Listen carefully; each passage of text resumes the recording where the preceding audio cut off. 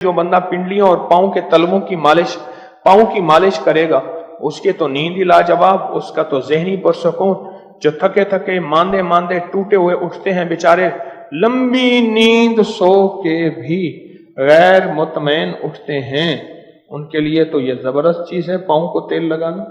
और नहाना, बुकरात कहता है, यूनानी साइंसदान, वो कहता है कि मैयत को नहलाते हैं, पता नहीं उठ के क्यों नहीं बैठ जाता। पानी में वो जिंदगी है, पानी में वो जिंदगी है। और फिर पानी की जिंदगी के बाद जिस्म को अगर जिंदा और ताबिंदा करना है और चाहना है कि पानी की जिंदगी हमेशा रहे, तो फिर पानी की जिंदगी के लिए उसके तेल की मालिश कर लें, सरसों के तेल की।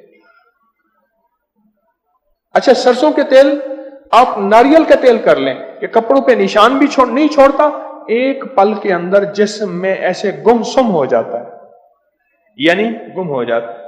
कोकोनट ऑयल, नारियल का तेल, सरसों का तेल, जैतून का तेल, कोई भी तेल हो उसकी मालिश कर ले, कोई भी तेल। लोग तो देसी घी की मालिश करते मैंने देखे, गाय का देसी घी उसकी मालिश करते देखे। कानों में देसी घी, कानों को पिलाते थे गाय का घी।